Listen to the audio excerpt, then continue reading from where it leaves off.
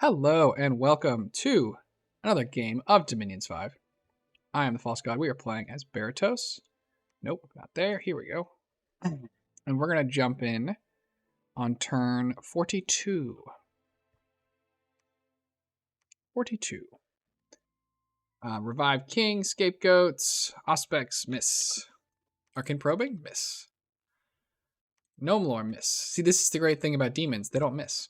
You just get your demons. Voice of Apsu, miss. Gnome Lore, found a quicksand. That's not bad. Wellspring of Secrets. Don't know what that is, so it's one water. Okay.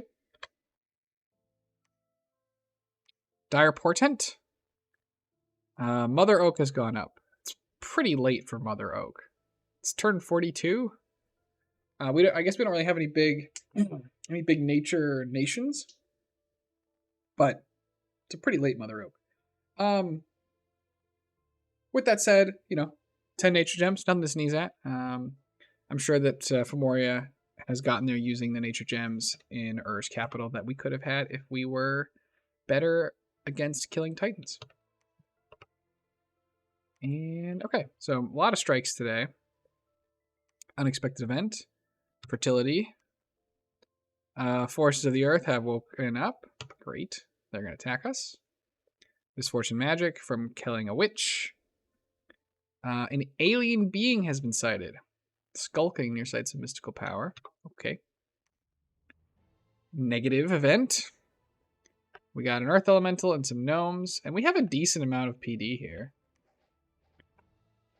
But the earth elemental not messing around. He's gonna kill our gnomes. This is quite rude for the earth elemental to do.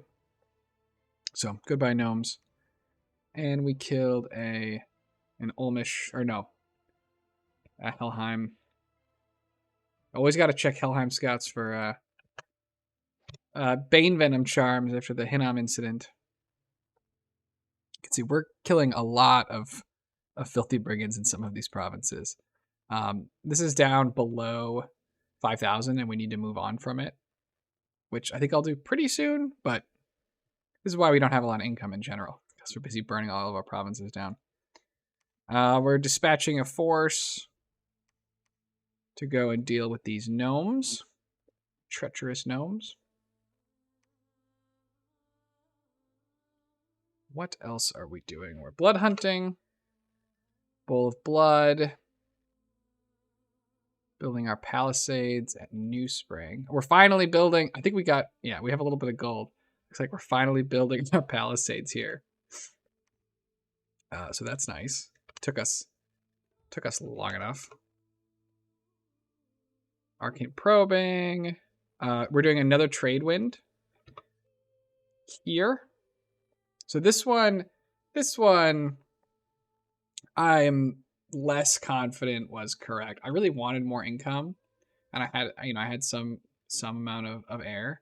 This one's only going to be bringing in, though, right? The Beryton one is worth 100 gold. This one's worth like 40, a little bit more than 40 a turn. That's still, I think that's better than you usually do with alchemy. Let's see. Where's Earth Gem Alchemy? They don't even, it's probably an alteration. Alchemy is usually alteration, isn't it? Transmute fire. Transmute fire is 20 gold per gem. Earth Gem Alchemy is 15. Now you get extra if you have extra mages. So it's a good price, but for those you get your return immediately. And in this it's gonna be it's not gonna be immediately. So it's okay. I fully support this one. This one, in retrospect, I think is potentially dubious. We just don't. It's just not. I think it's going to take a long time to pay off. But it's already happened. So we're gonna make a Tree Lord staff. That's a chunky purchase. Blood hunting, gnome lore,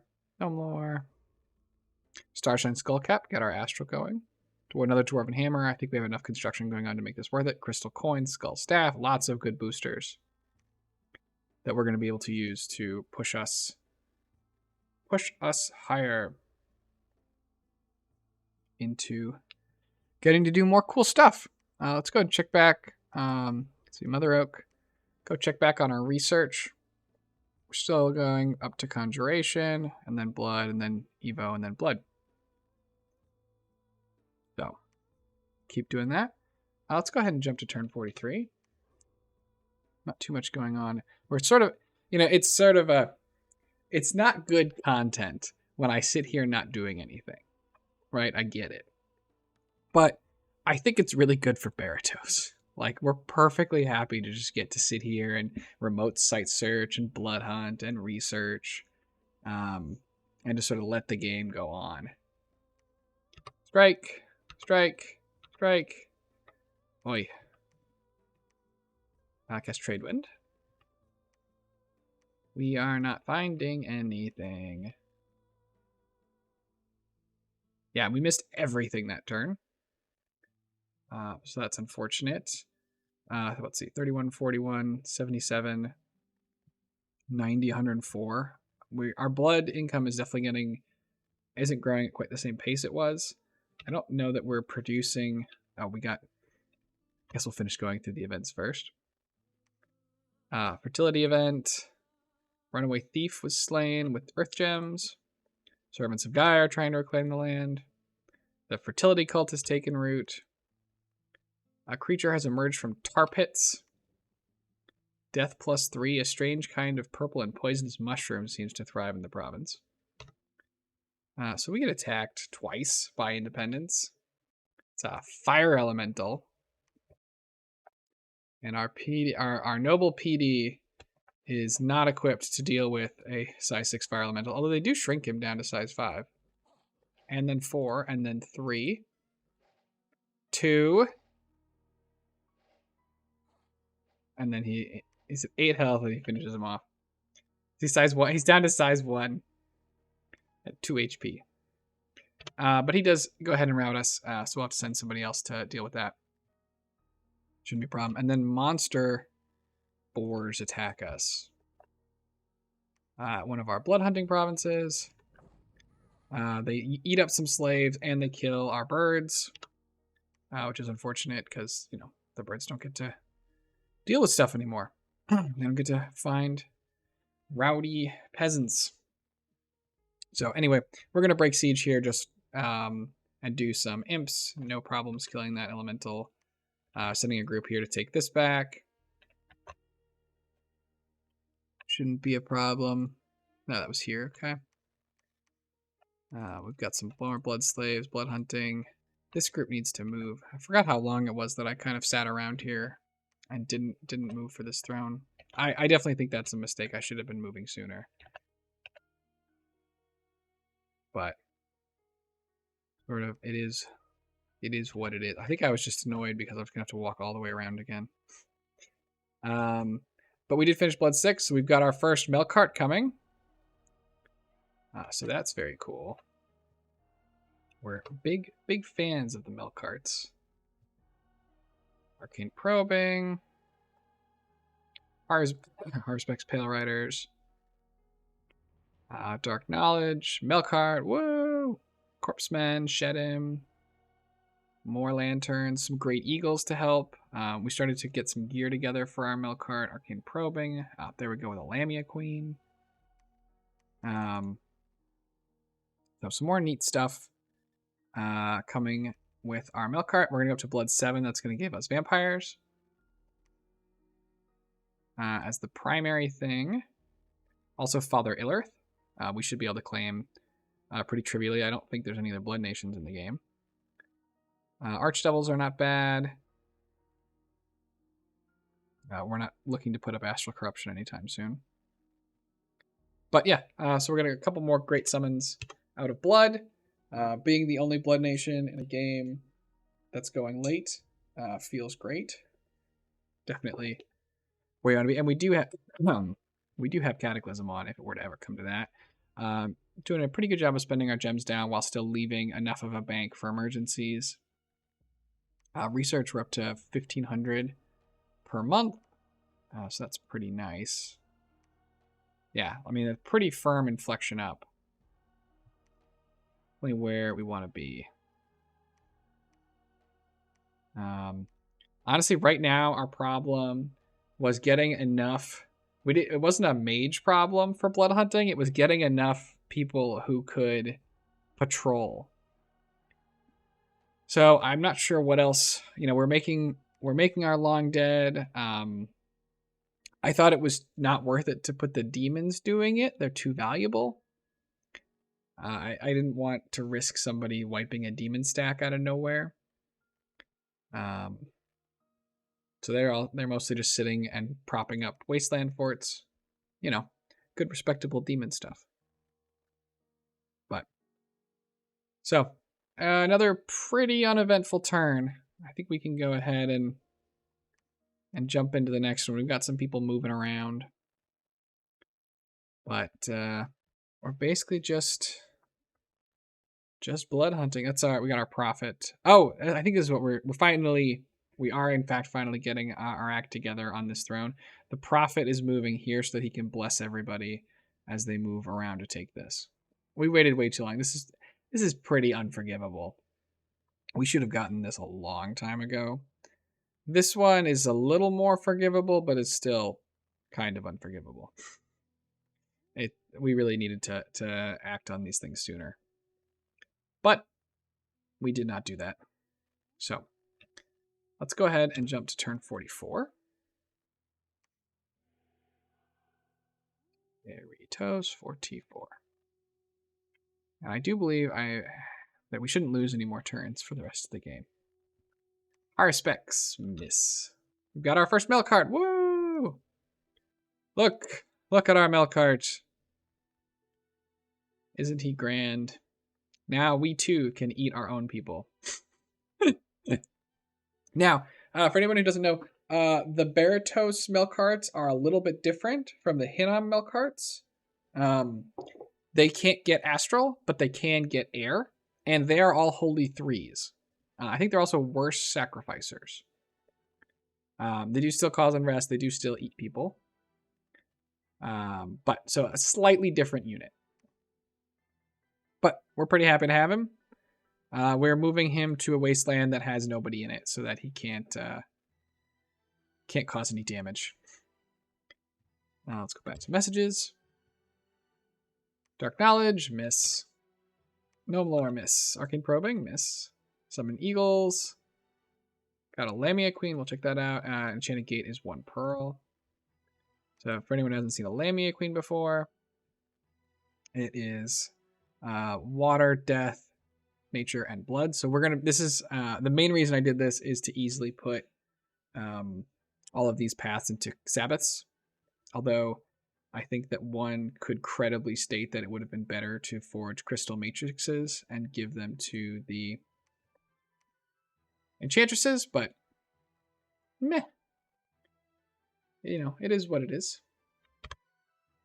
We've got a battle. We've got a first, we've got maybe a real battle we can actually watch. A bunch of Helheim Hellherdings. Let's see, get someone to bless. What is this, like the least accurate blessing cast of all time? That's what he cast, right? Yes. Just didn't hit anybody. I'll cast it again. We'll see if we can check out their bless again. Okay, did he? All right, he hit one. That was honestly some of the worst bless casting I think I've ever seen. Shock weapons, magic weapons, twist fate. Okay. It's been a long time. And they're just against PD. So never mind. Not an important battle. We've got some dudes. We're going to kill an earth elemental. Guy's only size 4, so he will well, he could trample us, but not really going to get the chance. And then here we're going to kill a fire elemental. I guess I don't know exactly how these fire elementals work, because he was only size 2 last time. But now he's back up to size 5. But I feel like he started. And then he just gets whapped. Well, there he goes. Unrest and magic. Children are disappearing. And more province defense. From a blood slave perspective, 46, 51, 81, 102, 125. It's not too bad. We found an Almish unit. Let's check him for... Nope, no gear. Just a normal scout. Finish our palisade down on our Fomorian border, and we patrol out a bunch of stuff. Eventually, I'm going to stop blood hunting this. I should have done it sooner, though. We are, however, moving, I believe, our troops out. Yes, we are moving the troops out. We're going to go and take this. I guess we haven't checked in on our watery combat for a while. Both players are still in the game, but we see Ulm is on top of Rillier. And I thought that was pretty bad news. Because, A, I don't need Ulm having stuff. I don't currently have like a nap, or I do have a nap with Ulm, but I don't need him. I don't need him getting any stronger. It also probably means that realistically, if Rillier cannot defend his stuff from Ulm, that he's lost the war to Atlantis. So that's really bad for me, because that means that Atlantis then becomes a free agent. Ulm too, potentially. Ulm also fighting Helheim. But Atlantis becoming a free agent is pretty bad. You know, we have the western border of the water, as well as the eastern border of the water, and about half the northern border of the water. So we have a lot of coastal real estate that's going to make us very attractive to hit for Atlantis. So I thought that was quite bad news. I also realized, or was thinking about how in the Hinnom game I sat around and didn't do anything for a little while, then everybody coalitioned to me. And I decided that I needed to be a little more active.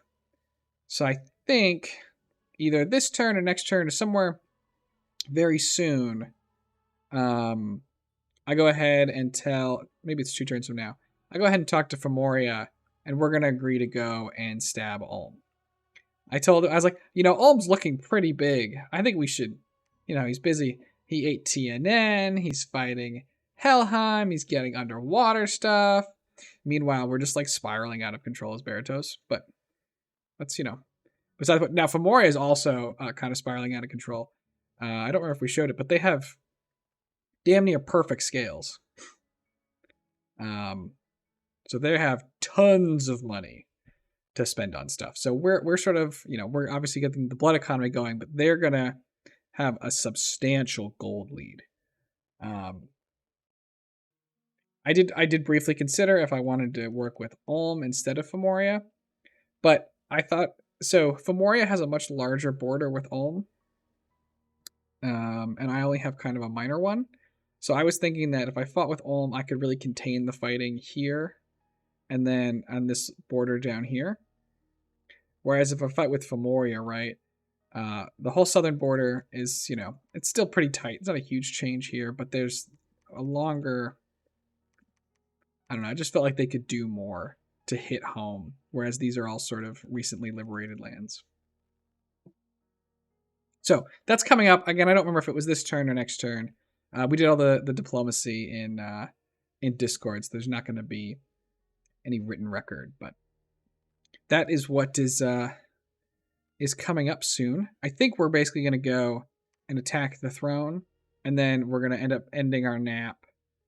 Because I think we delayed, like Fomoria and I talked about it, but we waited a couple turns before we actually even canceled the nap, because I knew that my troops were going to have to go 1, 2, 3, 4, 5, 6, 7, 8. Not like they were just going to take forever to get there. They're a slow moving group. So yeah, war is on the horizon. I know we've had some calm episodes, but soon-ish, Bloodlust will be back on the table So let's go ahead and jump to 45. And we'll call 45 probably the last episode of, or last turn of this episode. Blood Magic 7, big news. And Evocation 4. Probing misses. We have our God casting Pack of Wolves. That's probably not right. I'm gonna go ahead and say that was wrong. But I just wanted more chaff. Just any way I could get it. Maybe I should have been doing the one that makes the werewolf that then can keep summoning wolves. Probably would have been smarter. Starlit Pond is 1 astral.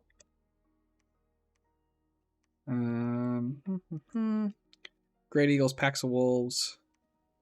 Miss on Auspex. Painted Cave is another pearl. Blood Slaves, we are at 43. This is a really bad turn. Looks like 43, 52, 60, 80, 89. Because we're busy moving, I think, one of our stacks. 500 gold's nice. And we go ahead and kill some brigands. Yeah, I think this group... No, they're still blood hunting. I moved all the patrollers away. So they're not as successful. This one's getting... Yeah, you can see, we just can't keep... we just don't have enough guys to keep the unrest under control. Is basically what's... this one's okay. So we just need more chaff. I think it wouldn't have been unreasonable to try and make some of the crossbreeding stuff, maybe. But I don't know. We're going to go ahead, though, and cast Curse of Vampires. Get our first vampire going. I think I saved this turn, and then I went back later, just like I did in the Hinnom video, and went for Father Aelirth instead. Well, that'll be you know, building suspense for next time. See what I actually did. But I think that's what's gonna happen. Get our vampire. Oh, I'm doing both. Never mind. No suspense. We're just doing a vampire and Father Aelirth. More dowsing rods. We're gonna go for Elemental Mastery to help finish out our ability and a bag of winds to cast damn near anything in the entire game. Twiceborn on our god. Oh, we did go for some crossbreeding. So yeah, we're marching over to this throne with this force. We're bringing up Father Aelirth, the first of our elemental royalty, and vampires to bring death into, bring more death into our ability to go and fight and wage wars. So that's pretty nice. Up to 170 research. We're looking right now. We're making plans, or I'm making plans on how I'm going to cast Blood Vortex, because I definitely want to get Blood Vortex up. That's Blood 7. We have a lot of Blood 3s, and then we have our God is a Blood 4, but she is missing. No, she's okay. She's got all her stuff. Oh no, she's missing a chest somehow. I don't know. She doesn't have a chest slot, and that is a blood fillable slot. So we can't. So she's just the same as a blood 3, sort of in that sense. But we can put on a dagger and the miscellaneous offhand. But that only gets us to 6, and we need to get to 7. So we need to forge a ring of sorcery, I believe. To forge a ring of sorcery, we need to give this, I think ring of sorcery is 6. We just need a lot more pearls. So that's tricky. I'm also looking at Eternal Pyre. Eternal Pyre can go up from either our 4-fire god, or no, it's only 3. She's already got a thing. Or Dismater. And to do that is what I think we're making the staff for, because then we'll have offhand, helmet, and staff for the 6 we need to cast Eternal Pyre. Those are sort of what we are aiming for. I also am hoping to use the staff. There aren't a lot of globals up right now, so there's a lot of room to put stuff. This war seems right, like it could be ramping down.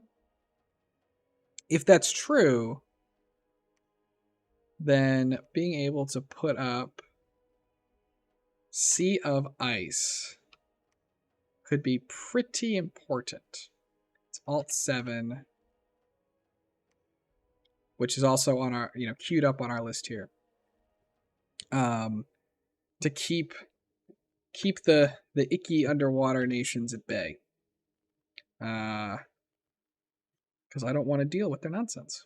But in the meantime, we're moving over to take this throne. We're continuing to blood hunt. I think that one of the things I have not done well in this game is built up multiple effective armies that are positioned sort of across the empire, such that they can sort of, we have to march from one side all the way to the other to take out this throne. And then if we want that army to fight our main enemy, we have to march all the way back.